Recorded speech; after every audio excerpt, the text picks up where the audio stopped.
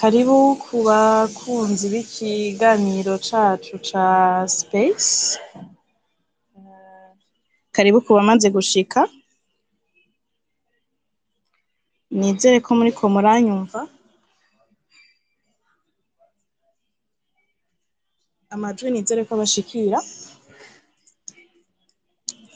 Mwaramutse mwiriwe bivanye naho muriko muratwumviririza mu bihugu bitandukanye, ndabaramukije. Turabahaye kandi ikaze muri kino kiganiro c'uno munsi igenekerezo rya 28 Ruhuhuma 2024. Duhereye isaha 2 tuza gushikana isaha 3 n'igice. Icivugo tugira tuganireko ni mobilité estudiantine et initiative entrepreneuriale. Twosigura mu kirundi nk'ibijanye no gukurikirana amashure hanze y'igihugu, umuntu agaheza akagaruka kurangura imigambi y'iterambere mu gihugu aba yavuyemwo. Kurabira hamwe akamaro ko kugwaruka rurangiza amashure mu bihugu vyo hanze, kugaruka kurangura imigambi yago mu Burundi. Twongere turabire hamwe intambamyi zoba zituma bamwe batiyumvira kugaruka, bagashima kurondera ubuzi hanze y'igihugu. Kino kiganiro ngira ndakiremeshe nitwa Uriel Ininahazwe, nkaba nkora mu kinyamakuru Jimbere. Ni ikiganiro giteguwe biciye mu mugambi wo gusigurira urwaruka ivy'amashure yo hanze n'ivyo kuronka ubuzi. Ni umugambi ushigikiwe n'ishirahamwe ry'ibihugu vya Buraya, ugashirwa mu ngiro n'ishirahamwe Bibliothèque Sans Frontières ifadikanije n'ikinyamakuru Jimbere Magazine. Ndi kumwe n'abari mu buhinga n'abarabi ivy'ubuhinga ngurukana bumenyi mu kinyamakuru Jimbere, kugira ngo mwese mushobore gukurikirana no gushikiriza ivyiyumviro vyanyu. Turafise kandi n'abatumire nk'uko mwaba mwarabibonye kuri affiche yaciye ku mbuga ngurukana bumenyi, bazi ivyerekeye gushigikira urwaruka, harimwo n'ababa bavuye hanze kwiga hanze y'igihugu, bariko bakorera imigambi yo kwiteza imbere ngaha. Turaza kuganira na Professeur Désiré Manirakiza, umuhuzabikorwa ku rwego rw'igihugu w'umugambi PAEJ. Nibaza ko mu nyumva.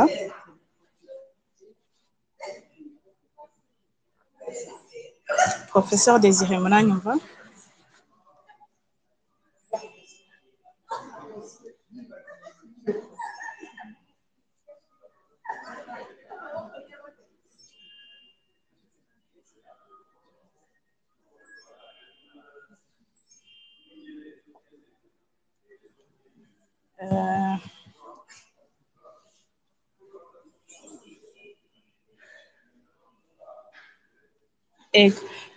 Turaza kugaruka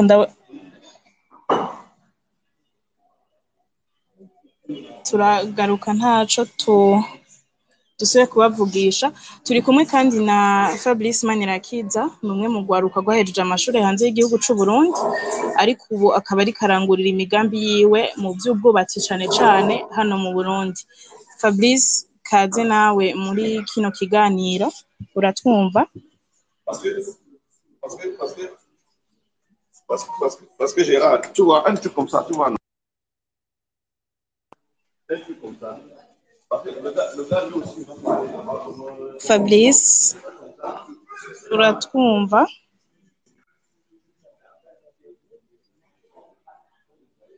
Murakoze abariko baratwandikira bakatubwira ko batwumva, merci.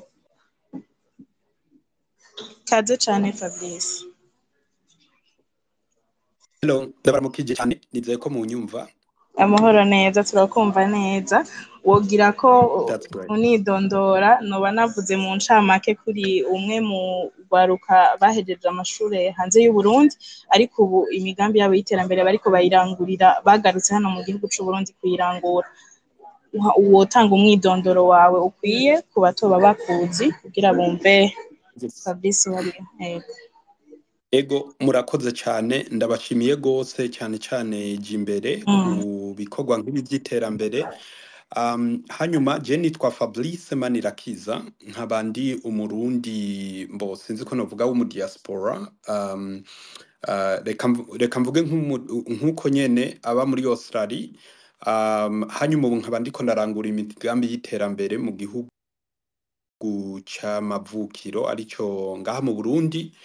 Rero nkaba ndi umu entrepreneur ngerageza kuraba ama opportunities yose nshoboye ngaha mu Burundi mba mbona yo kurangura. Ariko mu byo nagiye ndagerageza, kimwe cyadugije ibendera kurusha ibindi ni ikintu kijanye n'inyubako inyubako za kijambere nkaba rero mu byo kwita community.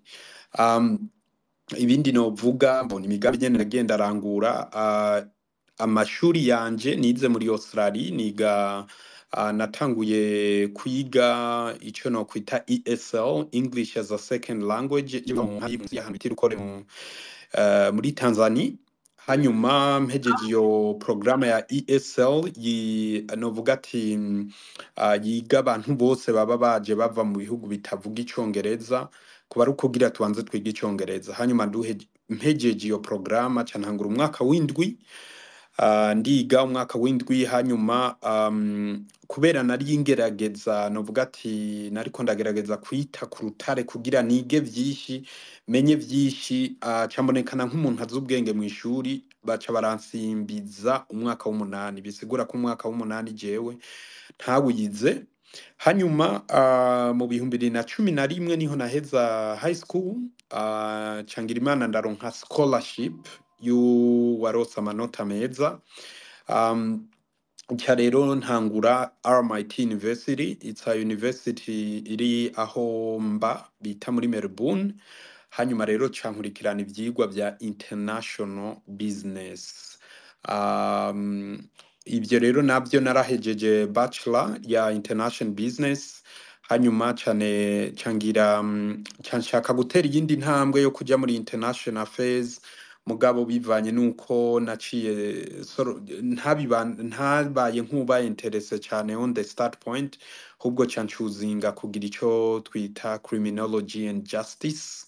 Iyo rero niyo nari natanguye, but unfortunately covid kitera, nkeka ninaza kurandira ndaza kubivuga ukuntu covid ariyo yanyugareye ino. Hanyuma bica bisa camba ndabifreezinga, bica biba mba ndabihagaritse. Rero kubijanye n'umwirondoro w'ivyigwa nize, naho naciye n'ivyo, ibindi muni mwambaza ndavyishura. Murakoze. Urakoze cyane Fabrice, tugushimire ku mwidondoro utanze urimwo ibintu bikomeye cyane. Parcours yawe ni ndende kandi ni vyiza. Professeur Manirakiza Desire, ubu ngira muratwumva namwe mwubwira ko ego karibu cyane. Murakoze. Ego nari natanze umwidondoro namwe mu ncamake gose nk'umuhuzabikorwa ku rwego rw'igihugu w'umugambi Payesh, ariko namwe mwubwira ko mwidondora abatuba bazi Professeur Desire Manirakiza ninde? Jewe nitwa Desire Manirakiza,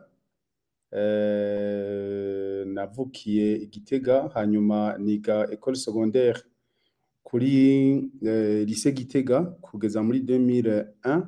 Muri 2002 canja kwiga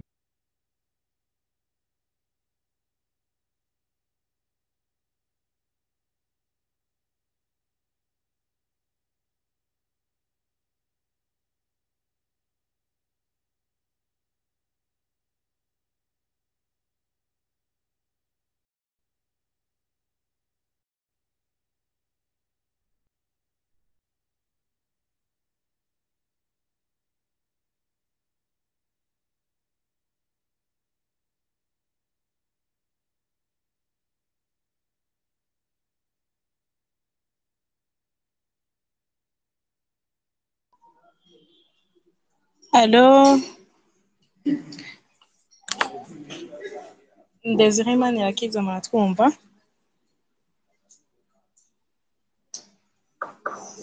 Ego ndabona ko ariko aragerageza kugaruka ku murongo, ubuhinga nibwamukundira araheza abandanye umwidondoro wiwe. Ku basanzwe twamaze gutangura, kaze namwe twibutse ko turiko tuganira ku vyerekeye gukurikirana amashuri hanze y'igihugu umuntu agaheza akagaruka kurangura imigambi y'iterambere mu gihugu aba yavuyemo.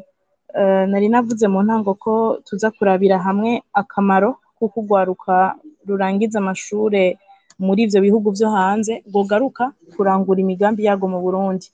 Turaza kongera turabire hamwe intambamyi zoba zituma bamwe batiyumvira kugaruka bagashima kurondera ubuzi hanze. Professor, sinzi ko ubu vyoba vyakunze yuko mutwumva mukabandanya umwidondoro wanyu.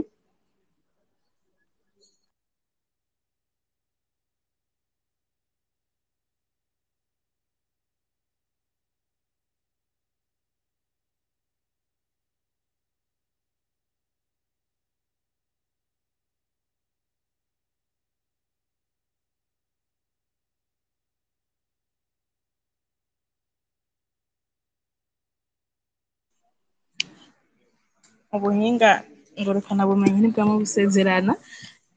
Fabrice, uratwumva? Ni sawa? ego je ndabumva. Ego. Turaza gusubira kugerageza kumurondera Desire Manirakiza, ariko twotangura namwe. Uri umwe mu rwaruka ruriko rurangura imigambi y'iterambere ngaha mu Burundi, ariko amashuri wayasozereye hanze y'igihugu. Mu ncamake ukurikira aho iciyumviro co kugaruka gukorera mu Burundi cavuye, mbega wasanze ari ingingo nziza wafashe canke hari intambamyi uhura nazo? Inkuru yawe niyihe inyuma yo gukorera ngaha mu Burundi, inyuma y'ivyo uriko urakorera ngaha? Quelle est la motivation? Igiki kiriko kiragutuma waragarutse gukorera mu Burundi? Ego murakoze, reka ntangure mbaza yuko introduction nagize ubwa mbere mwaba mwanyumvise neza kugira simpave nza gusanga nanje network yanje dropping. Ego cane, ivy'amashure twavyumvise, harimo n'ikiza ca Covid coba carakubujije kubandanya.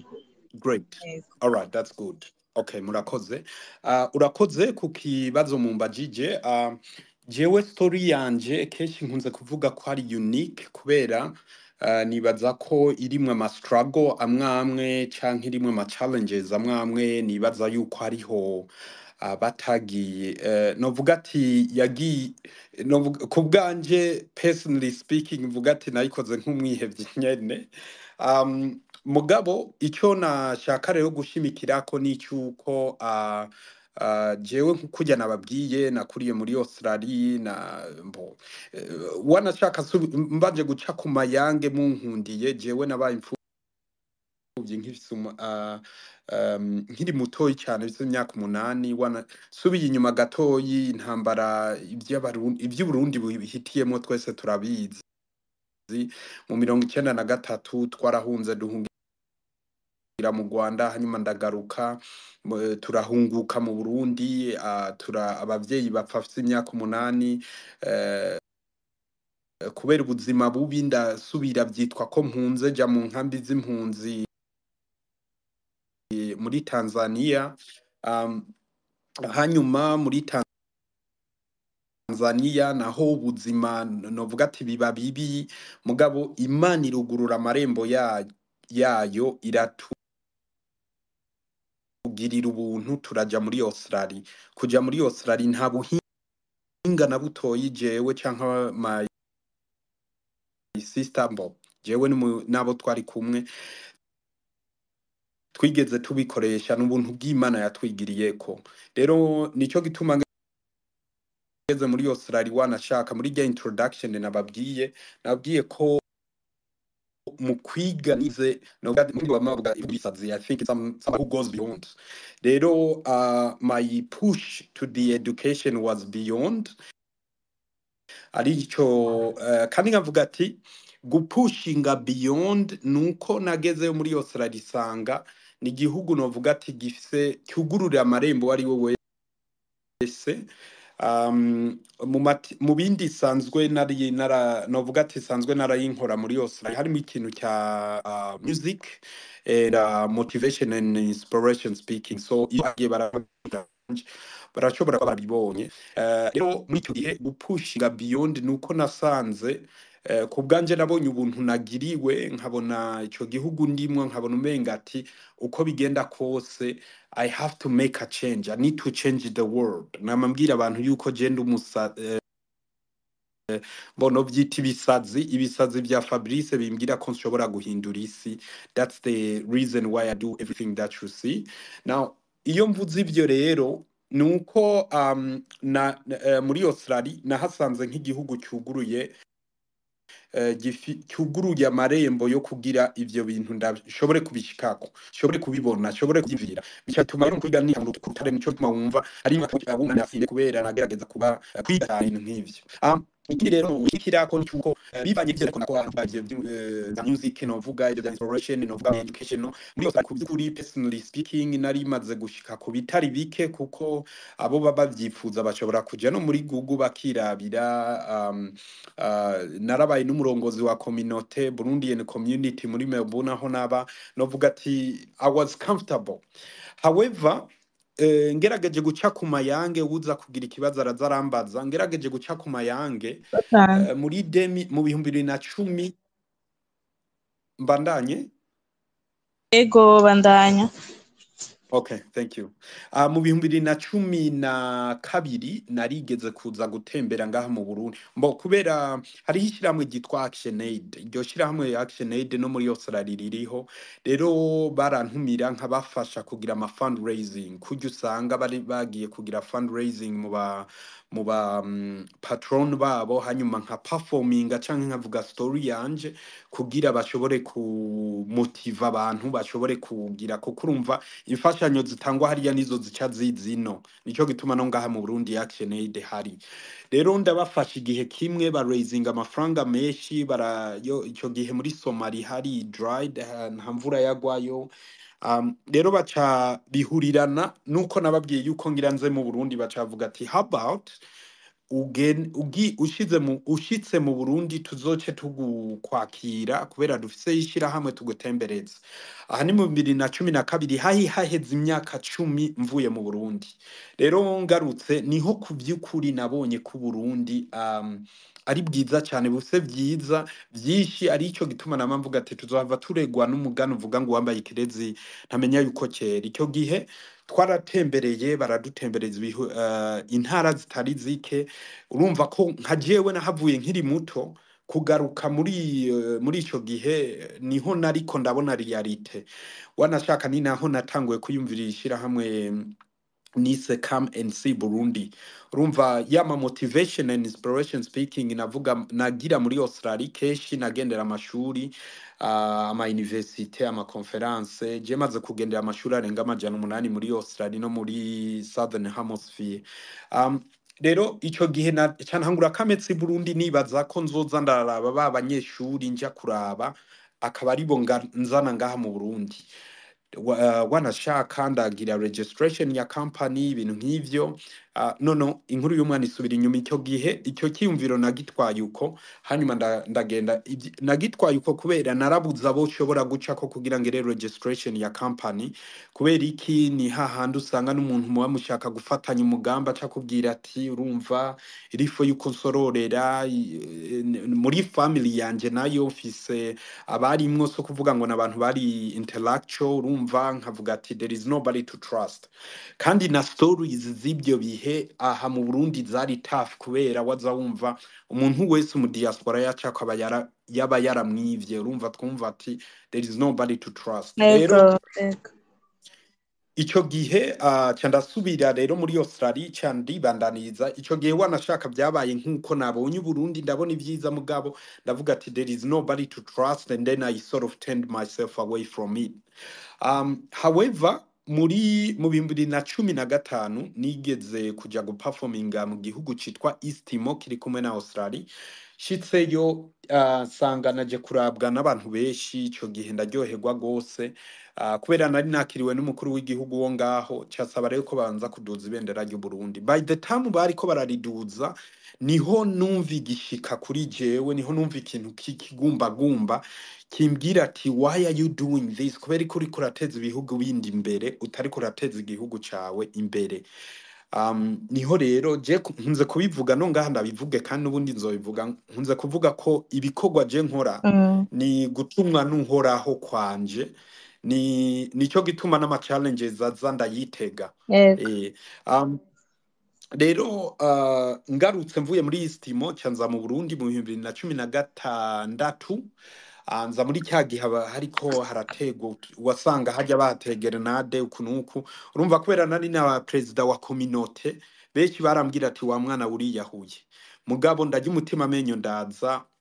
cangira imana rero cyandonka abo connectinga baba jeune bitwa ko bari interaction tuca rero ndababwira ati I have a dream of creating a social company which we can help to grow the tourism sector because as you can hear come and see Burundi iryo zina ririvuga it's really come and see Burundi ico gihe rero tuca turandikisha turatangura company and then things happen down track niho nagize kugira yerekwa ryo kubaka amazu mu kuyisanga rero mu kubaka amazu nako nibaza ko nza kubigira aho ko duca tuhagaruka ego cane tugushimire cane urumva wari ufise impamvu zose zo kuguma mu gihugu wari urimo ariko urahitamwo kuvuga ati reka ndeke kuguma nteza imbere ibindi bihugu ntegereza kuja ico no kwita to give back to the community ntegereza kugaruka guteza imbere Uburundi dusubire gato kwa Professeur Désiré Manirakiza ubu muratwumva ni sawa ubu ndabumva sinzi ko namwe ego turakumva ngira iguma ikanagira ngire ningoga donc nari ko ndavuga yuko nize sociologie gushika muri muri Cameroun na sciences politiques muri Cameroun toujours hanyuma ngira doctorat à l'université de Franche-Comté en France hanyuma post-doctorat ndayigira kuri université de Neuchâtel en Suisse hanyuma nkaba nigishije jusqu'en 2021 kuri Université catholique d'Afrique centrale muri Cameroun imbere yuko ntaha n'ubu dutanzanta akaba ngenda gutanga y'amakuru entre temps également j'animais des conférences que ce soit en Belgique canke mu Suisse ou alors en France notamment mu domaine y'ama recherche n'abandimu hanyuma kuva muri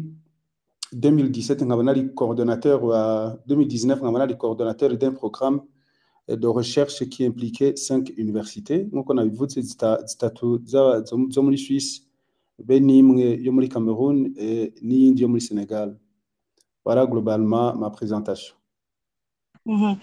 Murakoze cyane Désiré ngire ko n'ikibazo canyu turahejeje kumva parcours y'umwe mu gwaruka yahereje amashure hanze ariko akora ibikorwa by'iterambere aha mu Burundi mu kazi ka misi yose uri umuhuza bikorwa ku rwego rw'igihugu umugambi payeje aho uvuga umwe mu bashigikira cyane ugwaruka ruriko ruriteza imbere ushiraho imigambi mu ntumbero yo kurwanya ubushomeri hano mu Burundi mbega nakaye kamaro canke inyungu iboneka ku isoko y'akazi iyo hari ugwaruka rwahereje amashure hanze rukagira ubumenyi ruvuye mu bindi bihugu c'est quoi la plus-value yo kuronka ugwaruka nk'ubwo mu gihugu voilà nagira mbaze Miss Eline Uriel ego sorry jewe Mr Désiré sinamwumvise sinzi ko abandi boba bamwumvise ndiko ndumva ijwi ryawe gusa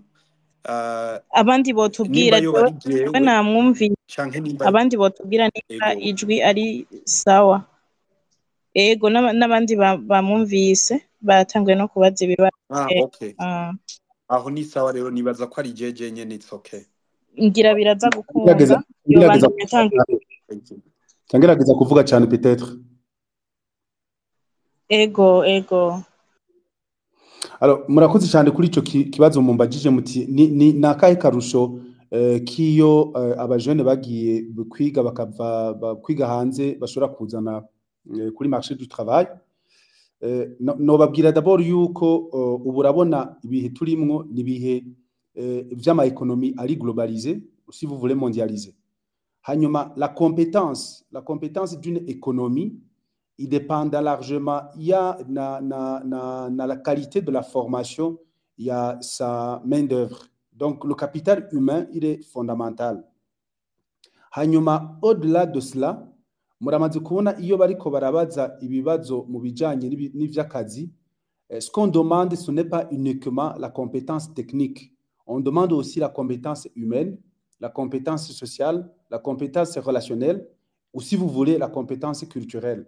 Hanyuma, muri iyo mobilité estudiantine, niho abanyeshuri benshi cyangwa abantu benshi baronkera ce que je pourrais qualifier des valeurs interculturelles. Kumenya uko abandi babayeho, uko bakora, ainsi de suite. Hanyuma hariho ama entreprise étrangère aza mu Burundi, n'est-ce pas, aza mu bihugu kubera ko turi muri iyo logique ya internationalisation du travail. Iyo rero umujene yagiye kwiga hanze akamara amashuri hanze, aratahura ce contexte global et ce contexte globalisé, et ça devient beaucoup plus facile pour lui de pouvoir s'insérer professionnellement aho ni kubijanye na profession. Mugabo biranatuma uwo muntu travailler à la pluralisation culturelle kubera ko ivyo yabonye hanze, ivyo yakuye hanze, d'une certaine manière arabizana ngaha. Nagira nababwire yuko au-delà du travail, c'est même un élément fondamental pour pousser aux dynamiques sociales. Iyo abantu bagiye hanze hanyuma bagataha, bijya bazanye ivyo biyumvira, ntibataha bakiri babandi, bataha bafise ubundi bumenyi. Ubwo bumenyi si ubumenyi technique gusa, ni aussi n'ubumenyi culturel. Donc c'est important yuko abo bantu baba réellement intégrés. Nego, murakoze cyane. Inyungu turumvise ko ari nyinshi cyane cyane ku bijanye n'ubutunzi bw'igihugu. Mu kazi ka misi yose murakurikirana urwaruka rutanguza imigambi y'iterambere hano mu Burundi. Bamwe baratera imbere, kumbure hari abo bigorera mu nzira bagaheba kumvo zitandukanye. Mbega urwaruka ruje ruva mu bindi bihugu kwiga, rurimwo mu bo mushigikira? Haraba bavuga ati paeje iraba urwaruka rwo mu Burundi gusa, rutanguriye ngaha gusa, mbega bavuye hanze la diaspora, umugambi paeje hari ico barabako? Ibyo mukunze kubona bibagora gushika ko nibiki iyo ari urwaruka ruje ruva mu bindi bihugu? Bon, ikintu ca mbere nagira ndababwire nuko muri paeje twakira imigambi yose yaba imigambi y'abajeune bakuriye ngaha canke abaje bava hanze. Nta discrimination à ce propos igeri haba muri paeje. Hanyuma ingorane kenshi dukunze kugira, hanyuma harimo rero abajeune usanga baje bava hanze bakazana imigambi yabo muntuze muri paeje, kandi nabo nyine abo barahari. Kenshi ibibazo dukunda kugira kandi kitushe globalement abantu, umuntu aba yamaze iminsi myinshi hanze, nuko gutaha, urumva maze nk'imyaka nka 10 utaza mu Burundi, cyangwa 15 utaza mu Burundi, ukaba wari hanze, uraba d'une certaine manière affecté par le contexte social yo wari umaze igihe. Ibintu kujya vyahora bigenda vyirukanga, biri très facile, biri en fait pas facile mais gabo biri très rangé, ukabona ko bitegerezwa kuza gushika ko uje bica bigenda uko nyene kujya warusanzwe bibona hari ya hanze. Hanyuma gacu usanga mu contexte social ngaha nayo iri différent. Kenshi rero hari ivyo bica bivyara ama forme de frustration uyu muntu atatahura neza. Twebwe rero akazi dugerageza gukora no kugerageza gusigurira uwo mujene yuko l'environnement social est un régulateur d'action, et que kugira ngo ashobore comment dire, gutera imbere no guteza imbere umugambi wiwe, il va falloir également qu'il essaie de s'adapter, non pas qu'il abandonne la rigueur qui probablement caractérise un système yaravuyemo, mugabo qu'il essaie de comprendre l'environnement dans lequel il est. Comme ça devient très facile. Mugabo bundi bwo ico ni kibazo gikomeye, nibaza ko ari yo le défi majeur dukunze guhura nayo iyo turiko bene baba bavuye dans la diaspora. Murakoze cyane. Nsubira kwa Fabrice kuri ico nyene ca environnement social.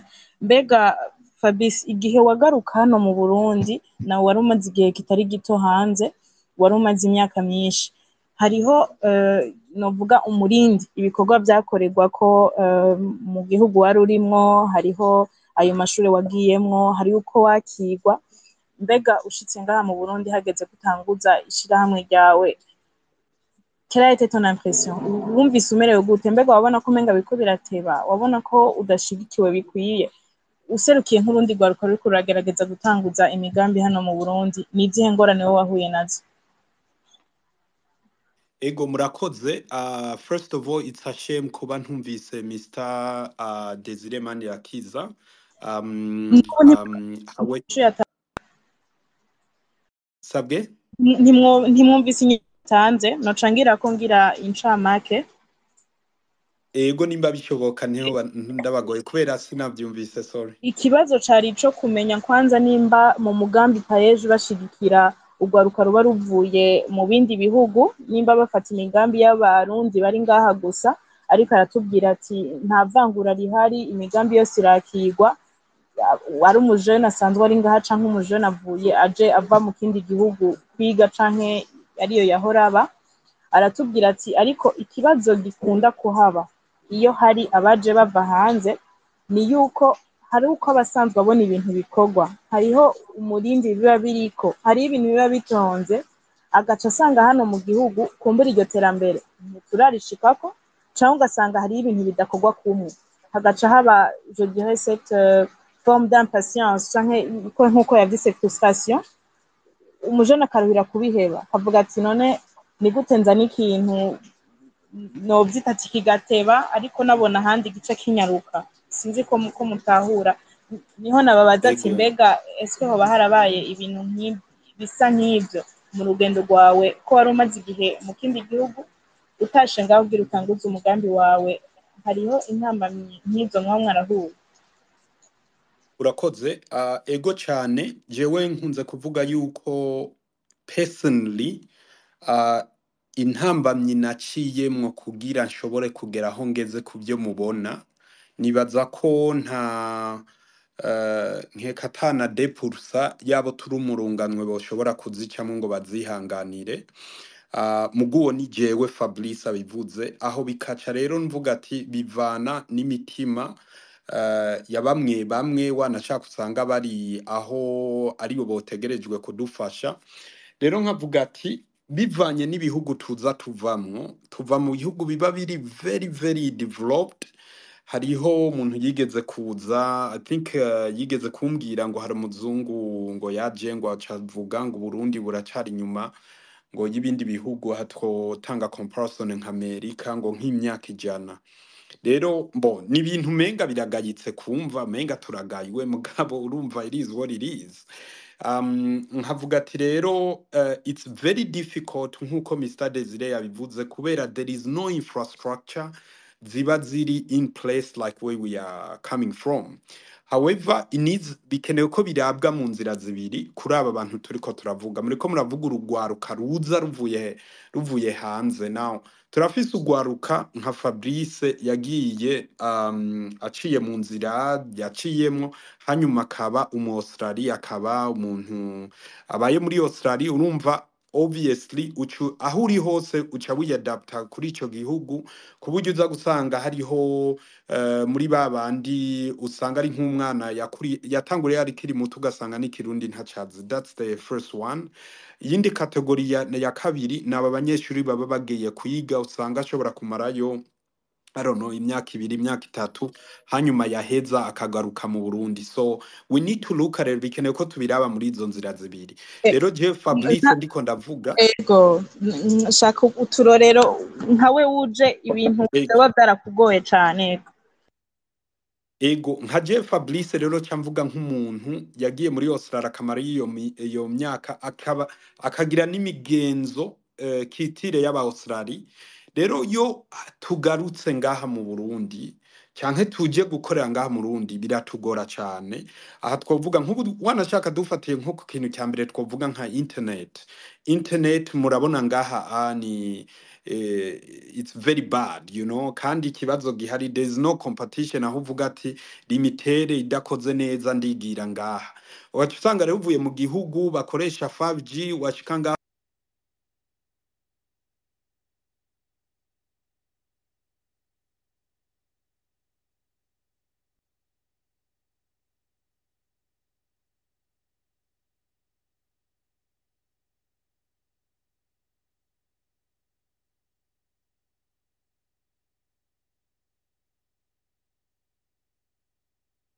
ugasanga there is no that connection za ubumengo je wikoreye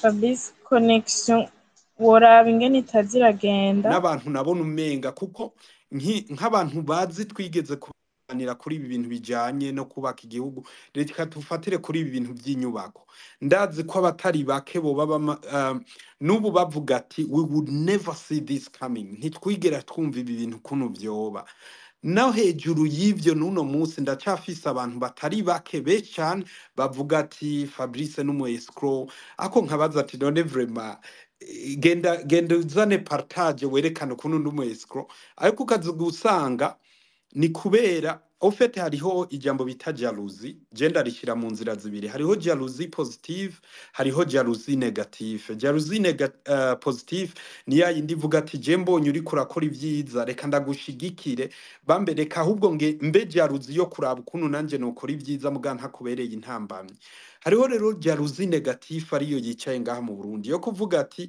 wewe wokira je no homba kandi aya ma project dukora ibi bikorwa dukora dutanga amakori ayo makori niyo aza kubaka amabarabara ayo makori niyo aza kubaka amashuri rusanga ayo makori niyo aza kugira ibigega nk'ibi vya payeje ariko ukatusanga rero iyo generation yabo bantu bobo urumva ni sindabibazwa kandi ni kube nkako urumva umaze kubona suppose ukabona I don't know reka dufatire nk'akarero nko muri leta ugasanga nko muri leta hari umuntu ajejwe I don't know how do I say it? Dufate nka infrastructure sivyo ukatusanga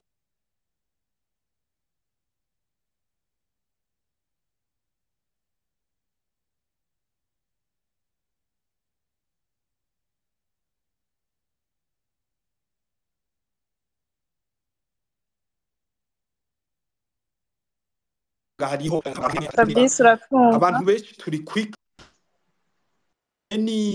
ikibazo cyari cyo cyose kiza kuba baca bagitelevisinga kandi ukamenya ati je umunyagihugu ndafise uburenganzira bwo kubaza igituma I don't know premier ministre ari muri vacances kandi ubona igihugu kitameze neza iyo uje ngaha rero ugasanga iyo mindset iri completely different kandi ugasanga n'abantu ntibari muri flexibility yo adaptinga to that ikiba challenge ni hamwe rero usanga bamwe umenga urumva nagiye did no work out abantu ntibantahura bakaca batekera bakisubirira inyuma nico gituma nabatangwe ndababwira ati ndiko ndavuga kuri kategori y'abarundi bagenda mu bihugu byo hanze bakabayo bakagira n'ubwene gihugu nayo ubundi keshi ababa bagiye kwiga bo urumva ko keshi uza gusanga ari ngombwa ko bagaruka mugabo ni nkuko umaze kubona umuntu yagiye kwiga hanze akagaruka ngaha mu Burundi hanyuma yabona iyindi opportunity yo kugenda akaca agenda ahubwo ubutakigaruka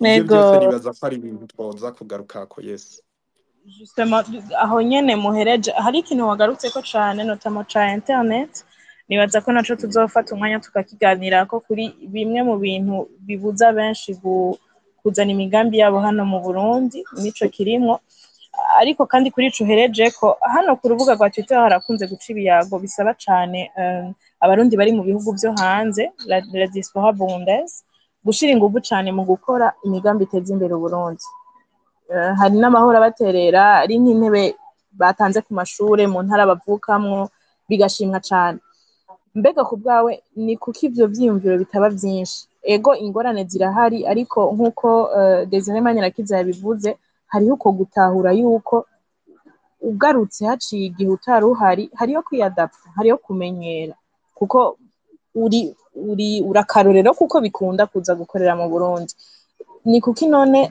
hari ivyumviro bitaba vyinshi byo kuza gukorera ngaha hari ikintu wavuze mu ntango kijanye na la confiance kwizera hari abatinya kwibwa amafaranga kuko bisaba ko bizera uburi ngaha akaba ari we yakira ubwo buryo borungika mbega icizere naco cova hehe inyishu kuri ico yobiyihe ni kuki ari bake bemera kugaruka bakemera kuza gukorera ngaha ni gute nabo bataza kubera babuze icizere bosubira bakakironka bakagaruka gukora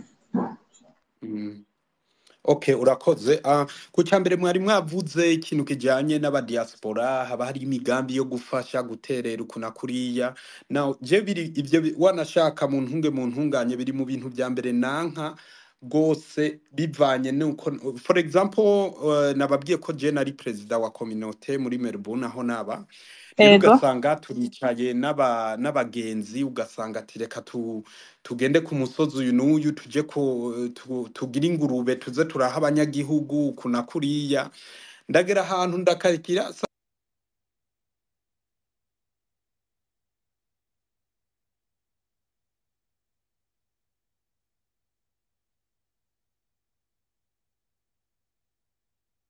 Tanzania brainwash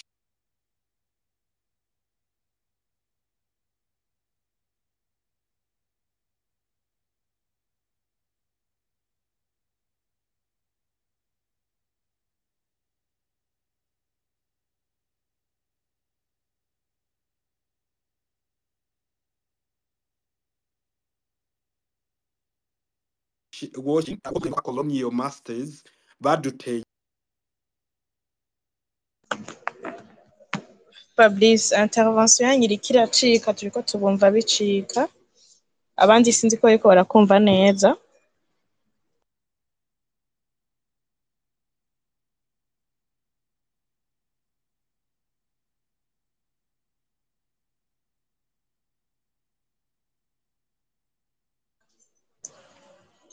Fabrice, uratwumva? Iyo nzira y'ukumva ivyo byo gufasha nico gituma murantunga mu ntunganye. Je nimwabona ikintu nafashije nuko kizoba kiri muri social corresponding ya company. Nk'ubu nk'akarorero hariho ibarabara ryo mu Kabeza aho turiko turakora, twasabwe na mutstanteri turarikora. Kubera iki turiko turakora y'ibikogwa, kandi urumva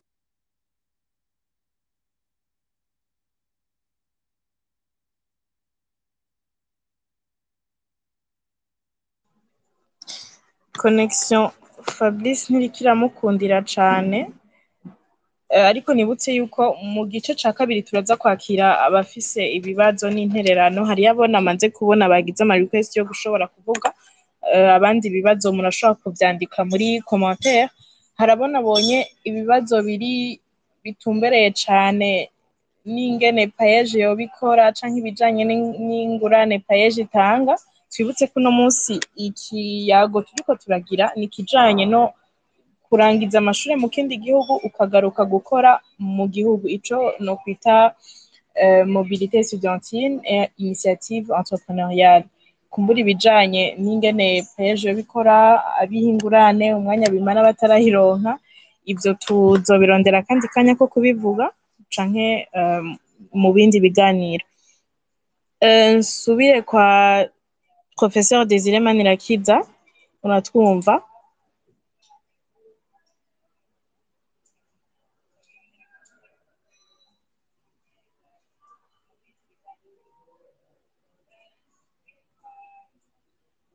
Désiré Manirakiza, uratwumva?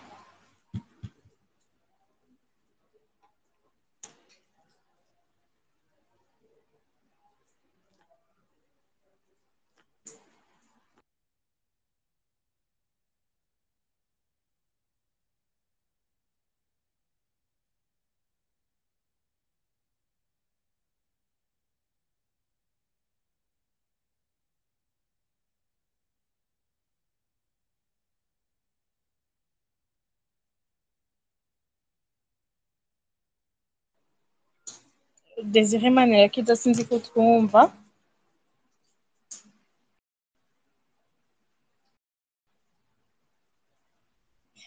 Nk'uko yariko arabivuga Fabrice, ikibazo ca connection hari abo gituma batagaruka gukorera mu Burundi, ariko yagarutse cane kuri parcours yiwe, yagarutse cane kuvuga ingene yari novuga muri confort, yari amerewe neza aho yari ariko aravuga ati ntegereza gusubira mu Burundi, ntegereza gusubira gukora. Hanyuma Professeur Désiré Manirakiza mu ntererano yiwe nawe yagarutse yibutsa ko mu gukorana no uratwumva. Oui. Ego hari ibyo twari tubajije Fabrice ariko aravuga mu bintu bimwe bigora canke bigatuma umujene ari karaheza amashuri yiwe canke yaraba mu kindi gihugu agaruka gukorera imigambi y'iterambere mu Burundi, hariho bimwe bimwe nabo bitabavako kumbura uko gushaka ko ari guhari, hariho ikibazo ca internet yakigarutseko cane, hariho kubura ukwizera uwo bokorana ngaha. Mu ntango yari yabivuze, hariho ugusaba ati none nanje nkuramwo iki. Mbega nk'umwe mu bashigikira ugwaruka gutanguza imigambi, mwebwe hari abo mufasha kuva bagitangura, mubigisha gute? Ninde bamenya ko bizera mu gukora umugambi, hanyuma ingorane uhura muri accomplissement y'umugambi, muri mise en execution y'umugambi wawe, ni gute mubigisha kuzirengera? Bon, heureusement gushika ubu abajene bose bamaze kuza baje bava hanze badepoza imigambi yabo muri payeje, ntaka ijanye no kutagira confiance y'abantu bakorana turigera tubwira kubera ko baza bafise abantu babo. Wanashaka rero nko dufise akora bamanzenye ama briques écologiques qui est aux États-Unis, mugabo arafise abo bakorana ngaha mu gihugu. Hanyuma ico tugerageza kubabwira nuko nkunagira ndabwira hariho umujene nkuko kwa Fabrice nawe nyine aba muri Australie. Ego yigeze kuzana umugambi wari gukora intuzenye gukora inzoga yo mu bitoke. Jusqu'à un moment, à un certain moment, ça marchait très bien. Kugeza aho rero asubiye muri Australie asanga finalement umuntu bariko barakorana, il a tout vendu gushika no nkoko yari afise arazigurisha. Mugabo nibaza ko ayo namaka ari extrêmement rare. Nibaza ko de façon générale igihe cyo cyose umujene yoba ashaka gukora ikintu akibaza ko aza kugikorera muri contexte iri à 100% sain, uwo mujene ntashobora kugera hashika. Il faut comprendre yuko la vie en elle-même c'est un combat. Ubuzima bwo nyene ubwabwo ni un combat. Donc umuntu ahura n'ibibazo byinshi, hanyuma l'intelligence en réalité, l'intelligence y'umuntu ni ukumenya ukuntu ategerezwa kudiringa n'ibi bibazo sans nécessairement se décourager. Kuko urumva la société est remplie, Fabrice yabivuze, la société est remplie y'abantu kandi si société yo mu Burundi gusa, c'est la société humaine tout court. Aba contractualiste ku bantu babize mu philosophie no babizi yuko chez les obésiers umuntu kuva akivuka, l'homme est naturellement méchant. Il ne se lie à autrui que par intérêt. Donc iyo intérêt rero imutuma akwiriyako utegeza kuyimenya, hanyuma ukagerageza ko les intérêts doivent évidemment comment dire cohabiter sans nécessairement se rentrer dedans. Nayo ubundi bwo umujene avuze ati jewe kugira ntahe mu Burundi nuko nzosanga byose bimeze neza. Non, en fait la contribution y'umuntu wari we wese nuko ejo avuga ati jewe naje muri naratashe muri no système, muri no environnement yiwanje, muri no domaine yiwanje, c'était de la débandade. Abantu bakora ibyo bashaka, mugabo jewe kubera mon action yiwanje ubu ngaha aho ibintu bigeze, uwo mujene nawe yumve ko ejo azoba fier d'avoir contribué à ce que les choses marchent bien. Apana gusa kuvuga ati jewe nje ibintu byose biri okay, comme biri okay, tout va bien ainsi de suite. C'est un combat. Natwe ubwacu umuntu uzenye muri aya organisation usanga c'est toujours des combats de ce genre. Il y a des incompréhensions ici et là, mugabo ukavuga uti ubu igishoboka nuko ngerageza ubishoboka byose kugira ngo uyu mujene ashobore gukora umugambi wawe. Naho ubundi bwo ngaha que ce soit ngaha mu Burundi cyangwa ahandi, urumva c'est probablement selon ubu turiko tuvuga mu Burundi, il y a toujours des entraves, il y a toujours des obstacles. L'enjeu majeur pour le jeune ni ukumenya inegena contourna aya majene, hanyuma nta nuze na solution miracle tuwe dufise duha abajene. En fait, les situations tuziga au cas par cas. Il y a par exemple une fois un jeune qui se faisait voler son projet, n'est-ce pas, par une personne assez importante. Hanyuma uwo aranyitura ari menacé ari apeureux. Le jeune était parti jusqu'en Uganda kugira ngo ashobore kwiga ibijanye no mugambi wiwe. Hanyuma uyo muntu ndabatumako bose baraza. Hanyuma ndamubwira nti kameme uyu mugambi ni umujene, uyu mujene amaze kupresenta umugambi je ndahari imbere ya son excellence. Ntivyumvikana yuko bihinduka ukaba umugambi w'uwanyu. Mugabo urumva uyu muntu ntiyavyumvise, mugabo par après le projet on a pu le récupérer kugira ngo umujene ayikore. Ubu umujene ari très fonctionnel sur le terrain n'imwe hari. Donc ibi ni ibintu bishika mugabo ahubwo biciye bigutera ubwo ugaca wiruka. Ça veut dire que au fond de toi hariho yindi dimension sur ta propre personnalité qu'il faut certainement travailler. Nibaza ko il n'y a pas mieux pour faire ce témoignage que Fabrice kwera nawe nyene nibaza ko yashoboye kugira ibibazo bitandukanye mugabo aravuga ati jewe ndaharindiye ngaha nzobikora kuko kujya mubona Ubufaransa buteye imbere, kujya mubona Australie iteye imbere, kujya mubona Canada iteye imbere. Il a fallu qu'il y ait des gens qui se disent que même comment dire coûte que coûte uko bigenda kose tuzokora ibishoka byose kugira ngo notre passage sur la terre ibe effectivement indélébile. Hanyuma nazogira umuntu twese wari wese azoza ngaha azomenye ko d'une certaine manière twaciye. Donc globalement c'est juste ce que je pourrais dire à ce propos. Ego murakoze cyane nk'ukurikirana ibijanye n'iyo migambi bamwe bazana nivyo harabatinya hari n'ababandanya kandi bigakunda. Fabrice ni n'akarorero kamwe muri bwinshi. Mbega imigambi bakunze kuzana imigambi ubwo rwaruka ruhejeje amashuri hanze canke rwahora ruba hanze, imigambi rukunda kuzana iyo biri mu bisata ibihe? Ikindi gice c'ikibazo ni mbega hari bisata mubona yuko bikenewe cyane ariko batariko baribuka canke batariko barabona ko bikenewe ngaha mu Burundi? Kuko hari ushobora kuba ari kariga akavuga ati uburyo ndabufise ariko simbona mbega ngende mu gisata kiye. Nimba batanguye korora mbega nanje ngende mu korora, nimba batanguye mu byo kubaka mbega nanje nje kubaka. Nkuraba dans l'ensemble, dans la globalité, les projets qui sont proposés, imigambi myinshi ihari, nibihe bisata umenga biribagirwa ariko byofasha cyane mu bijanye n'ubutunzi bw'igihugu bivuye kuri abo bajene bari hanze?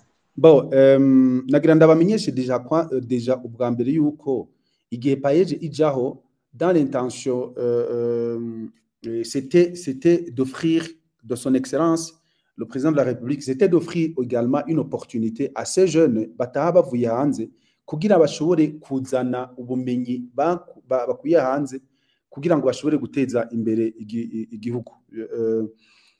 Mugabo de plus en plus on se rend compte yuko kenshi hari abajene benshi usanga iyo bavuye hanze bashitse ici sur place nabo nyene baza kugerageza kuorienta ama projet yabo mu byo basanzwe babona mu Burundi bikorwa cyane, no kuvuga l'agriculture et l'élevage.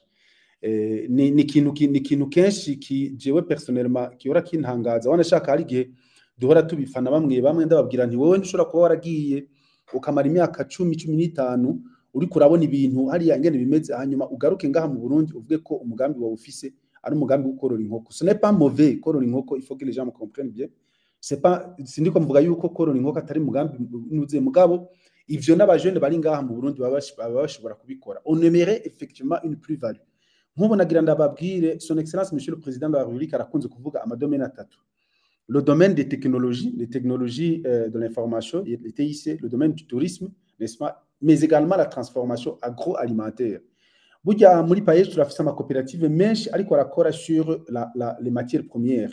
Donc guproduza ibiraya, guproduza inkoko, ubu tugira dutangure guproduza à grande échelle le lapin, le miel, ainsi de suite. Mugabo kenshi usanga nk'ubu tuvuze ingurube. Si nous avons beaucoup de porcs, on a certainement besoin d'une technologie ku bantu basanzwe bikora canke bo baba bafise barabanye n'abantu bigize kubikora, les technologies de production de jambon, des saucisses, ainsi de suite. Même dans le domaine du poulet, dans le domaine du lapin, ainsi de suite. Donc, au monde, à qui place à plus le domaine ijanye na la transformation agroalimentaire. Hanyuma hariho ikintu kijanye na tourisme. Tout le monde le dit. Tout le monde le dit. Mwarabonye nejo d'ailleurs il y avait les états généraux du tourisme.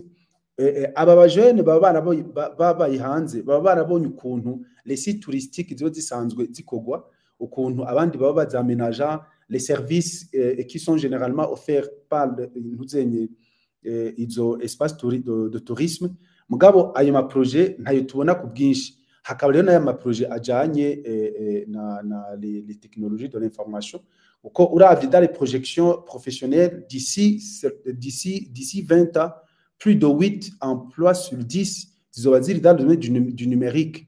Hanyuma pour le moment nama domaine usanga abantu abajene benshi batinjiramo cyane, nkaba no kwinvita donc abajene baba bavuye hanze ko boba beaucoup plus sensible kuri ayo ma domaine, usanga atabandi bajene benshi bari ngaha mu gihugu usanga bayariko. Comme ça il y aurait une complémentarité entre les jeunes basanzwe bari ngaha mu Burundi nabo bavuye hanze, kandi nibaza ko icyo gihe bica bigenda neza. Urakoze cyane Desire Manirakiza. Hari abagiye barasaba amajambo baterera, turaza gufata iminota ishika kuri 20 kugira ngo nabo bashikiriza ibibazo byabo canke intererano zabo. Hariho Dr Dushime Lionel yasabye ko, sinzi ko ari ikibazo canke intererano. Lionel, uratwumva?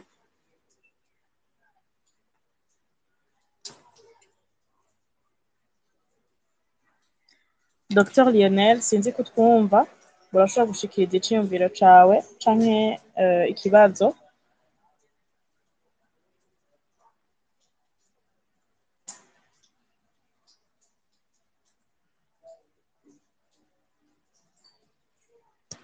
Mu kurindira hariho abandi bagiye barandika ibibazo. Arrête Mundu yabajije ati une question pour les intervenants, hari une certaine éducation ou formation particulière umuntu aronka cane hanze kugira nico kwitunganiriza imigambi qu'on ne retrouve pas chez nous, ou mwagiye mufise déjà cette volonté et un bagage de connaissances en entrepreneuriat. Ico ni kibazo ca mbere. Abandi bariko baragaruka cyane ku bya connection ingorana. Hari uwitwa accountant and tax assistant yatanze intererano yiwe mu rurimi rw'icongereza. Yagize ati some of the youth people must change their mindset. The young Burundian must love each other, consider his neighbor as a brother. Please, young Burundian must understand that they need to be united. Mfatiye ku byo Patrick ni Fabrice yariko aravuga bya jalousie, l'union fait la force. Ariko aragaruka cyane ku guhamagarira abarundi ugwaruka gushigikirana gufatana mu nda.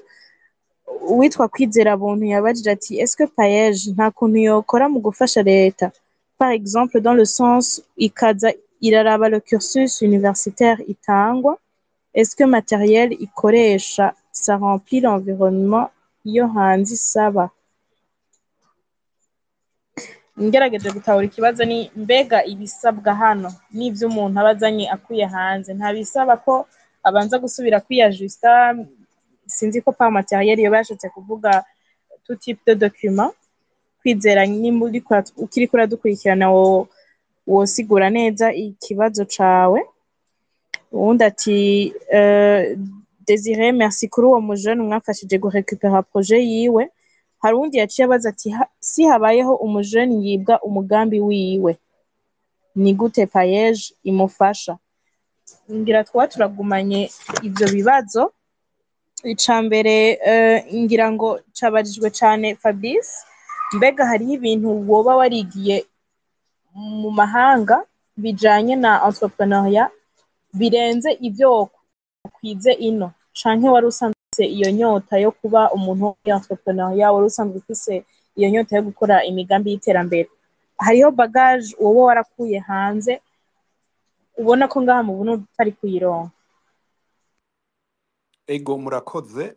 Icyambere novuga ni cyuko ndashaka ko abantu twotahura entrepreneurship singabirano ya twese, which means kubera mu Burundi umenga turi muri era ya entrepreneurship, umenga twese twaba aba entrepreneur.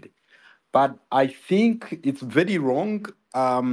It's wrong kubera narigeze kugira I think na hano nigeze kumva hoba hari umuntu yigeze kuvuga ati amakompanyi yandikwa muri yapi n'abajene ibice birenga 70 kujana apfa arahomba arahomba, which means already that's an indication. Now muri bimwe rero novuga ati nabonye hanze hoho hariho ubuhinga buhagije bwo kufasha umuntu kwibonamwo ingabirano yiwe, kumenya ati ingabirano yanje niyi, kuko urashobora kuba ingabirano yawe ariyo kwandika, urashobora kuba ingabirano yawe ariyo kuririmba.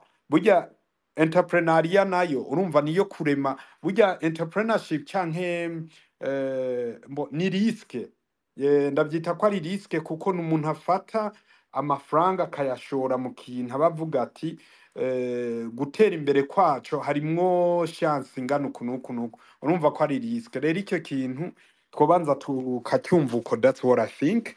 Other than that, kuba hanze kuja hanze ivyo wigirayo novuga ati ni vyinshi cyane ku buryo nigeze kuja ahantu ndabatera inkuru ndababwira ati you see ati jewe Fabrice personally numva umenga abantu bari muri position ba mbere yo guteza imbere Burundi n'abantu bita ba diaspora naho nyene abajene, kuko aba bajene baba diaspora canke aba bajene bagiye hanze bize hanze nibo bamaze kubona realite ya development. Akarorero suppose arono nka train tunnel nk'itrain ica mu nda y'isi, urashobora kuba urumva umuntu agiye hanze arayigenderamo arabona birakunda, ako niwaza ngaha Burundi ukaca ugenda ugafata wa mwana yize hari ingozi mu Camugani ntaraja hanze, hanyuma yaheza y'amashuri ukaca umushira muri ministere kanaka ngo niwazo pilota umugambi nk'uyo canke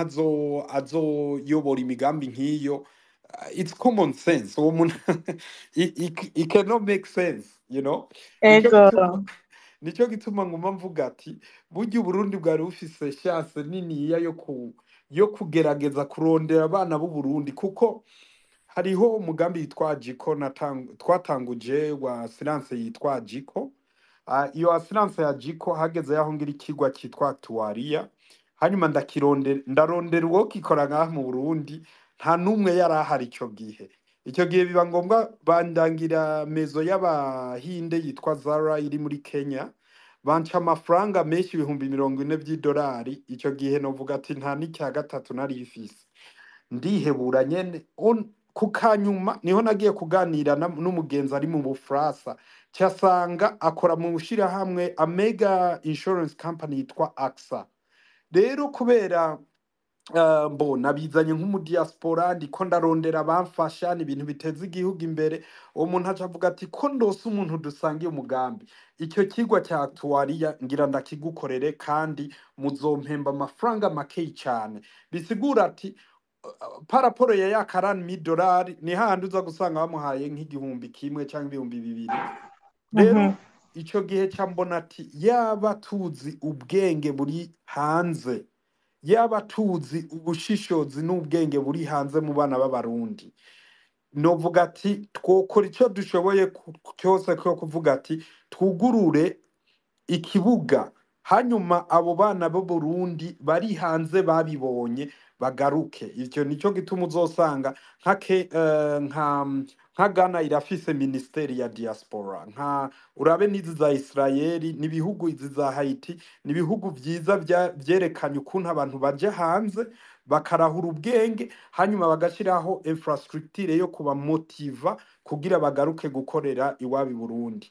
Mugabo iyo ni nzira iri soft, mugabo hard way nta wanka konka nyina ngo gwaye uruhere, urumva nukuzanye naho byase, urumva nyene tukagira ariko nibyo birumvikana, urumva ko hari ubumenyi mudakura ngaha muba mwaje muzanye buteranye nuko gushaka ko guteza imbere ibigambi.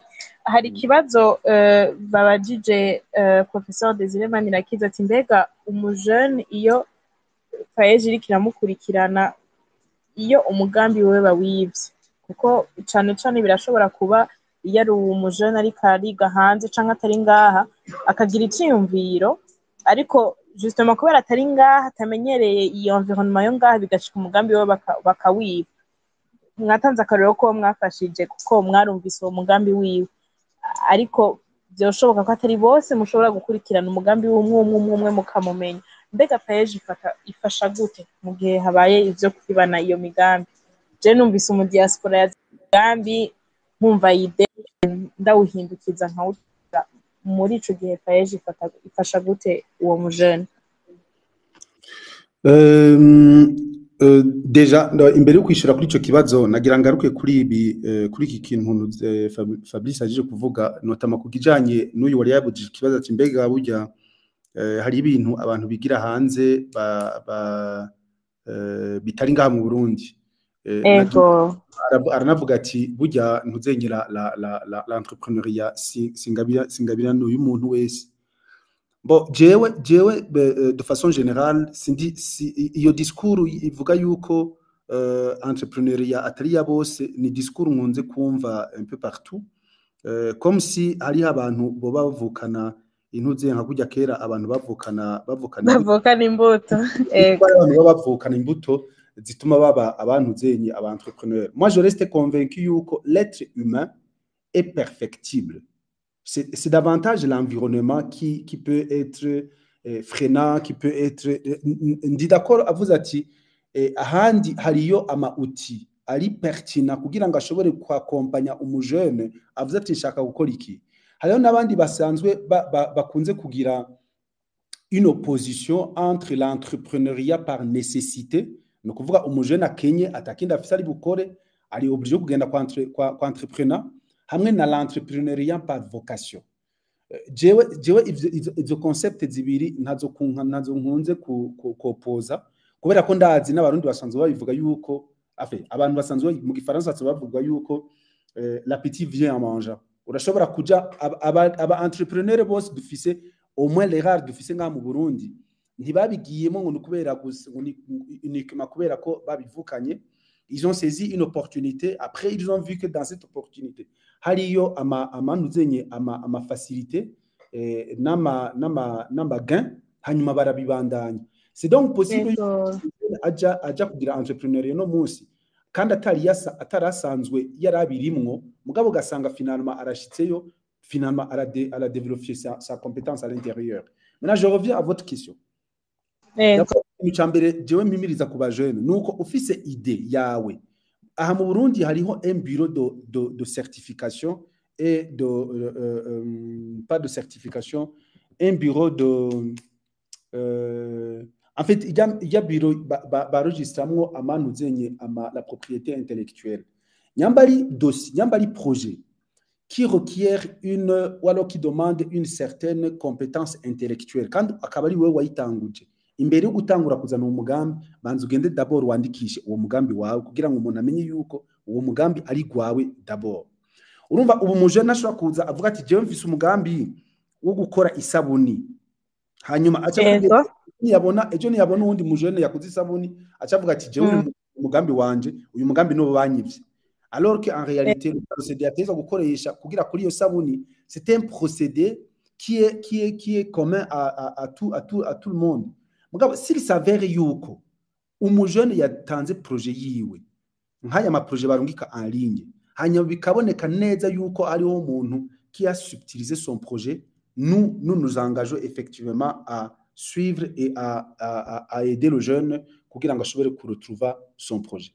Hanyuma la deuxième chose je nivyo nguma mvuga ubu muri paeje twarashizeho une plateforme de financement participatif. Iyo plateforme ipermeta yuko umujene ari à la diaspora ashobora kwinjira en contact avec un jeune qui est au Burundi, hanyuma les deux le paeje ikajua le rôle uyo mujene de la diaspora yategeza kujua, twebwe tukagerageza kumukurikiranira ya wa mugambi ariko arakorana n'umujene wonga mu Burundi.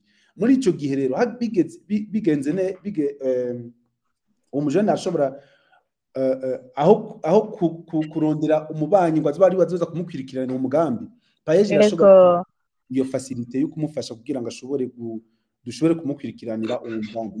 Iyo platform iri déjà disponible mugabo ntiratangura gukora kubera ko hariho ibintu bijanye na paiement en ligne bitaraba réglé mugabo dans un futur proche ça devrait aller ku buryo umujene ari peut-être muri Australie ari muri Belgique ari muri Canada avuze ati je nshaka kudevelopa un projet muri domaine akaba afise umu partenaire wo mu Burundi tumufasha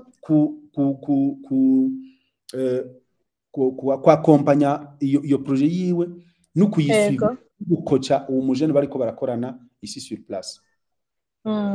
Nibaza ko ivyo bica vyishura cane ca kibazo c'abahora batinya bavuga ati nta muntu mfise nizera. Nibaza ko wumvise ko paeje ishobora kubafasha bakaja en binôme n'umujene abasanzwe ari ngaha bigakunda yuko bakora uwo mugambi. Mubasavye ijambo hariho Blaise sinzi ko twumva urashobora kugura mikro yawe ugashikiriza ikibazo canke iciyumviro cawe. Murakoze cyane sinzi ko namwe mu nyumva. Ego turakumva karibu. Murakoze cyane ashaka gushimira imbere yayogaje ino space hanyuma anashimira n'abatumire mpereye kuri Desire tukayitawa ibiganiro kandi yari arasigura bigatahurika. Hanyuma ndashimiye cyane na Fabrice sinzi ko ari karanyumva mukanya yigeze kuvuga ko atari karumva Desire sinzi ko je nanje yoba yumva. Ndabumva gose. Desire wowe ukimumva? Ego ubu ni sawa ubu namwumvise misa Desire. D'accord, en fait nagira ntukimwumva nagira ndakubwira umuti wavyo. En fait mu bisanzwe bibonye bidakunda ko wumva umwe mu bariko baravuga ucumva muri space hanyuma ugasubira ukiconnecta bica bikunda. Ndagushimiye cyane nanje nuko nyene nabigize. D'accord. Ndagushimiye cyane kuri témoignage watanze en tout cas abatazi projet yawe parcours yo numvise ko ari parcours du combattant. Abatazi projet yawe bashobora kuba bo kwibaza bati projet yari yoroshe ariko turumva ko itari yoroshe kandi ndazi n'ubu niko bimeze na Desire yabisiguye burya projet ibadanya igira amantu z'ama challenge ugenda uracamo ariko ko dumvise ubidusigurira usa n'umuntu ufise experience uzoshobora kugira kubirengana. Jewe ahanini ikibazo nashaka kubaza kiraba surtout iyi sujet mwashize mwitiriye space ko ndabona mwanditse mobilité estudiantine initiative entrepreneuriale. Sinzi ko ari je noba ntatahuye neza noze sujet ubundi nagira nibaze niko mwashatse kuvuga ku bijanye n'abanyeshuri bava mu Burundi bakaja kwiga hanze hanyuma baheza kwiga ayo mashure mukibaza muti bari gushobora kugaruka mu Burundi kugira biyungunganye donc bakora ama projet. Ego cyane ego numvise uko muri ko murabisigura hariho ukuntu n'ibibazo byaza birabazwa hirya no hino wasanga umenga biragiye andoro ya sujet ariko ngarutse kuri iyo sujet uko nabibonye sujet yanyu iribanga cyane no ku yindi sujet twigeze kuba tuvuga ko cyane no kuyandika ko narayanditse ko gatoya ijanye n'abanyeshuri baja hanze kwiga bagaca bagumayo. Hari abandi nabo gishika bagaheza amashuri bagaruka mu Burundi ugasanga bashikiye muri chômage sibo bavyitera ni ikibazo kiri mu gihugu kirimo n'abashikirwa na bose utaruvuye hanze n'uvuye hanze.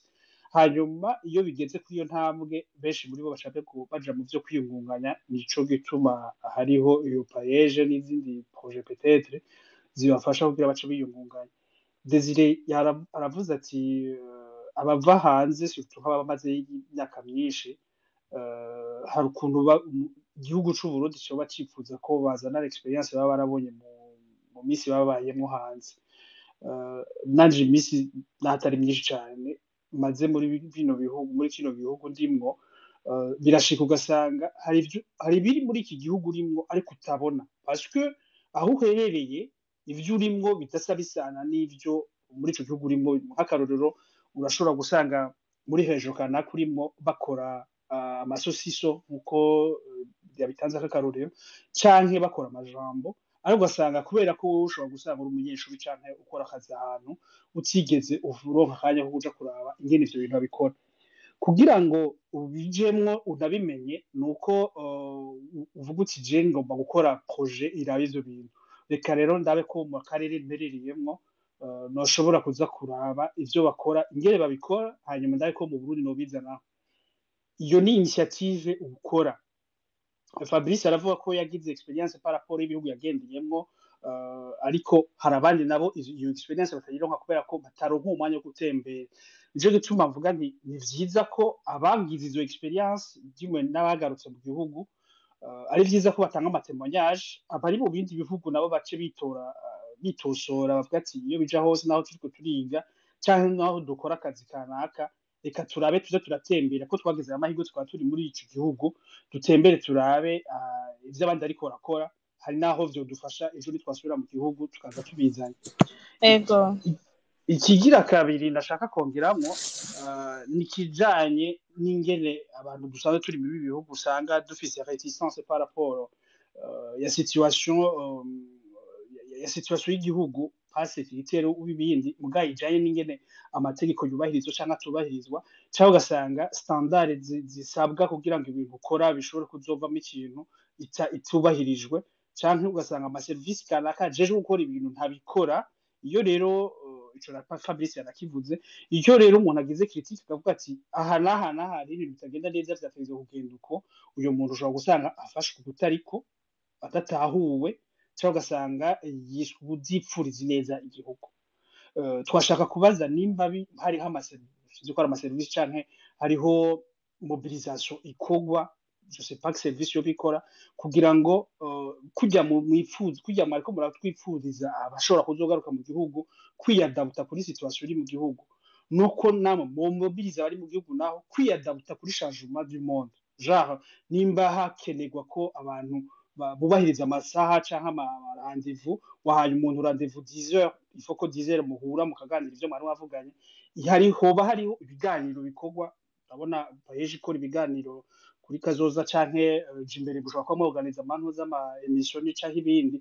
Est-ce que birashika mu kiyumvira gukora ayo mantu za sensibilisation yo guhindura mentalite ku barundi basanzwe bari mu Burundi surtout abari mu maservice ajejwe guha amaservice abantu ko nabo buhindura ingendo.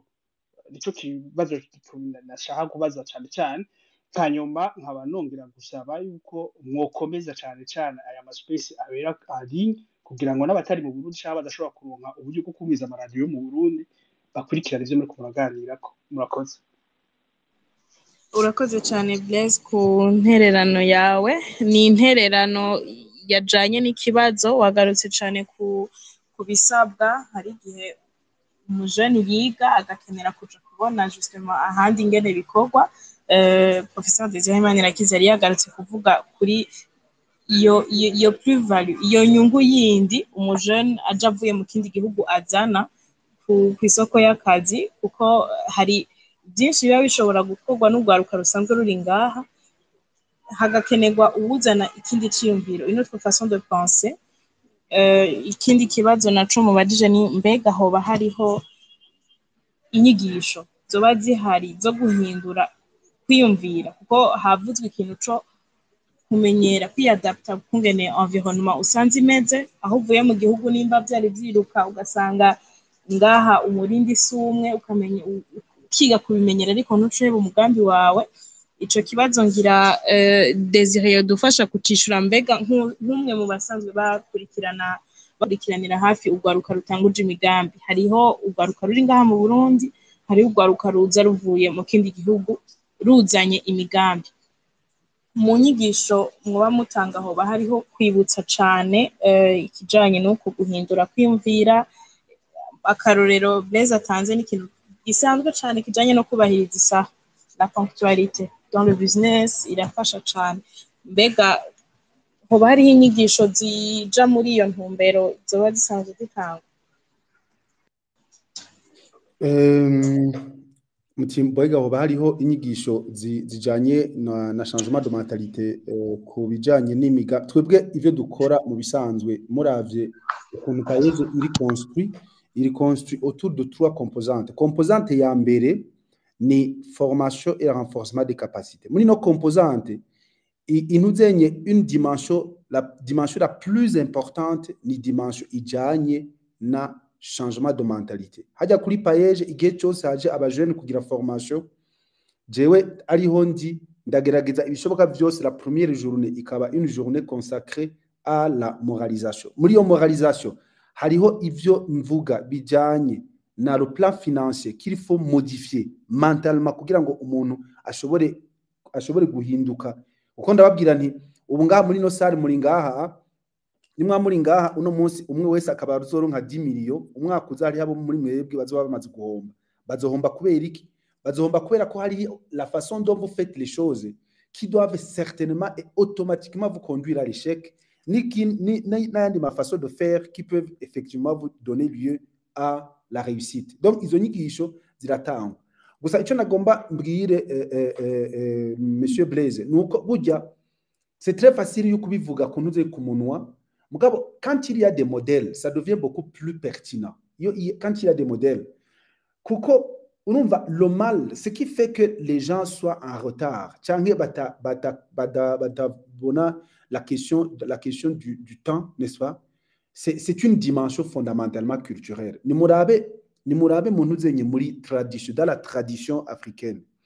Dans la tradition africaine, pas uniquement burundaise, la notion de temps, elle est élastique. La notion de temps, elle est élastique. Kuko abantu bamezura umwanya bakoresheje igitutu cyangwa bakoresheje le chant du coq. C'est le chant du coq qui permet aux gens de dire ok harageze ko muvyuka. Urumva inkoko ikirahiriye igacererwa n'iminota na 30 uwo muntu navyuka. Abandi nabo baraba dans les pays où il y a la mer, baraba si la marée est haute cyangwa basse bakamenya bati isani. Donc le temps chronométré avec les secondes qui font tic, tic, tic, tic, ça n'existe pas dans notre tradition. Kugira ngo rero abo abantu bakuriye muri yo environnement social depuis la nuit des temps bakayivukiramo bakayikuriramo bakevoluamo kugira ngo abantu bahinduke, ce n'est pas quelque chose qui prend juste une année comme ou deux années nk'umwanya payeje maze bifata igihe. Hanyuma iki gihe bifata harakenewe nuko habaho abantu bajua le rôle de modèle. Aya ma rôle de modèle nabaye nukuvuga ko jewe ninakubwira nti uno munsi mu biro ndaguhaye rendez-vous uze kunsanga ku biro à 10h, ukaza à 10h01 je ne te reçois pas. Aho muri icyo gihe peut-être utahura yuko désormais il va falloir yuko urespecta umwanya. Mugabo ikintu kijanye na changement de mentalité ni kintu twita ko ari un changement qu'il faut apprécier à petite tâche, à petits pas. Uno munsi biragenda neza, ejo on va avancer progressivement. Hanyuma uko bizogenda ko umuntu akaguma mandanya abikora kubundi bwo le temps ajama les comportements ou les valeurs culturelles qui font en sorte que abantu babona umwanya ko mengo na cumaze au moment où le temps est de l'argent. Ivyo bintu byarafashe umwanya kugira bibinjiremwo, babikuriyemwo, babivukiyemwo, babikuriramo. Ça prend également du temps kugira ngo bishobore kubavamo. Mugabo turonse ama espace de modèle, ayo ma espace ashobora kupermettre yuko abantu bumva ko réellement la question de temps est fondamentale, kandi yuko ata économie nimwe kuri inosi ishobora gutera imbere ita maîtrise la notion de temps. Ico kintu ni kibazo nko mu Burundi, même son excellence monsieur le président le dit régulièrement. Nga mu Burundi urabona abantu baraheza akazi saa 8 saa 8 bakita bagataha bakagaruka peut-être 15h ou 16h, je sais pas quoi, mais normalement ça ne devrait pas être ainsi kubera ko on devrait quand même pouvoir gérer cela. Donc pour ne pas monter la parole, on va ko izo nyigisho turazitanga mugabo ça prend du temps pour voir véritablement le résultat. Ego urakoze cyane professeur. Umwanya uri kuraturega dusigaje iminota 4 ariko ndashobora kubaza ikibazo kimwe kindi banditse babaza ati mbega payeje canke le gouvernement hoba hari ukorohereza eske hariho des avantages baha abo bajone bariko bariga hanze kugira ngo bashobore kuzana imigambi yabo, hoba hari ama avantage spécifique yoba hari canke bazana imigambi nk'abandi bajone bose? Nico kibazo duca turangiriza ko kugira ngo umwanya tuwubahirize. Alors pour être sincère, je n'ai pas une réponse exacte à propos y'ico kibazo. Mugabe ico nzi cyo nuko deja ku bajene bose bo mu Burundi baba bari mu Burundi cyangwa bari hanze, il y a beaucoup d'avantages zijanye n'imigambi bariko barakora. Nko par exemple ndabahaye akarorero nk'abajene bagiye mu ntuzenye muri artisanat canke muri alimentation canke muri agriculture canke mu ntuzenye muri santé, baki constitue en coopérative barafise la possibilité yuko importa amantuzenye ama intra canke ama équipement gratuitement atangorane. Kugisi kubijanye navyo nuko hoba hariho des avantages ziririye à la diaspora. Nibaza ko deja hariho ama bank asanzwe ari ngaha akorana na ntuzenye na diaspora, il y a déjà au niveau akorana na diaspora. Hanyuma nibaza ko au niveau du ministère en charge des questions de la coopération, bashobora kuba bafise une information exacte par rapport à cette question. Je promets qu'au prochain space, nous allons faire une réponse exacte à cette question. Urakoze cyane Desire Manirakiza. Ngire ko nibutsa kandi yuko inyuma y'iki kiyago cuno munsi tubatumire kandi mu kindi kiyago tuzoremesha ejo kuwa kane igenekerezo rya 29 Ruhuhuma kubijanye n'amahirwe yo kuja kwiga hanze hanyuma ugwaruka rukagaruka gukorera mu Burundi. On va parler d'insertion professionnelle. Hari kuronka ubuzi, hari amahirwe yo kuronka ubuzi. Abatumire tuzoba turi kumwe ni Alphonse Duwimana yigisha muri NSP, tuzoba turi kumwe kandi na muganga Lionel Dushime asanzwe ariko aranadukurikirana muri kino kiganiro. Mu kurangiza nibutse ko twariko turaganira ku bijanye no gukurikirana amashure hanze y'igihugu, umuntu agaheza akagaruka kurangura imigambi y'iterambere mu gihugu aba yavuyemo. Fabrice Manirakiza, mu gusozera wagarutse cyane kumvisha abandi bari hanze yuko ingorane ntizizobura, ariko we warabandanije. Mu ncamake uvunaguye cyane mu munota umwe twaba dusigaranye, ufata amasegonda make. Quel est le message? Nirihe jambo wosigira abandi bariko bariga hanze, abandi bariko barevuriwa mu bindi bihugu sur le climat de l'entrepreneuriat ngaha mu Burundi, kubijanye n'imigambi ngaha mu Burundi? Nirihe jambo basigira? Imisegonda 30. Urakoze. Jeno siga mvuze yuko mu bihugu byose jewe nzi igihugu gisigaranye opportunity ya development ku mu entrepreneur ni ngaha mu Burundi, kuko aho tuba tubona ibitarakunda nuko bizokunda igihe kimwe. Rero nkavuga ati nibijya navuze challenges na Mr. Desire yabivuze, challenges zokwamaho mugabo nta kinanira umutima ushaka. Urakoze cyane Fabrice Manirakiza. Professeur Desire Manirakiza, nk'ugerageza kwibutsa ugiriye kuri ico cyo kuvuga ko ngaha mu Burundi hari amahirwe ku bashaka kurangura imigambi yabo, ijambo mwotekerera aba entrepreneur canke d'aspirant entrepreneur bashaka gutangura imigambi yabo batari mu gihugu, ijambo ryo biriye? Ni jambo riri simple. Nagira ndababwire yuko en réalité, plus un pays a des difficultés économiques, plus il constitue une opportunité d'affaires. Nous kuvuga ko ngaha mu Burundi tout est encore possible. La deuxième chose, nous que pour une fois, muri no Burundi, hariho un programme en charge de l'accompagnement des idées des jeunes. Ça n'avait jamais existé à mes modestes connaissances. Il faudrait donc que les jeunes de la diaspora puissent profiter de opportunités qui peut-être, on ne sait pas ce qu'on souhaite, certainement ne sera pas éternel. Merci beaucoup. Urakoze cyane Professeur Desire Manirakiza. Ndashimire cyane cyo kimwe na Fabrice Manirakiza kubona mwemeye kwitaba kino kiganiro mugaterera, umwe agatanga intahe yiwe uwundi akavuga ingene asanzwe ugwaruka mu bijanye kwishingira imigambi no gushaka kurangura imigambi ngaha mu gihugu. Nshimire cyane abaterereye, abariko baratwumviriza, mutibagira ko nejo hazoba ikindi kiganiro kijanye mena atari imigambi umuntu yishiriye, ariko harimo no kuronka ubuzi mu mashirahamwe yo basanzwe hari canke ubuzi busanzwe buhari kuva hanze ugashobora kuronka ubuzi hari wari yabivuze ati hari abashika bagashikira muri chômage atari bo bivuyeko nivyo tuzobigarukako nshimire kandi n'abariko barafasha kugira ngo amajwi abashikire dushobore kumvikana iyo yari ninahazwe nije nako ndabashikiriza kino kiganiro ndabakengurukire mubandanye mukurikirana amakuru ashikirizwa na Jimbere Magazine mudukurikirana no ku mbuga zitandukanye Facebook, Twitter, Instagram na YouTube musoma n'ivyandikwa kuri site web ya Jimbere Magazine ndabashimiye cane abatumire bacu buno munsi murakoze cyane murakoze cyane merci ego mugira ibihe vyiza n'abariko baradukurikirana dusubire ku munsi wejo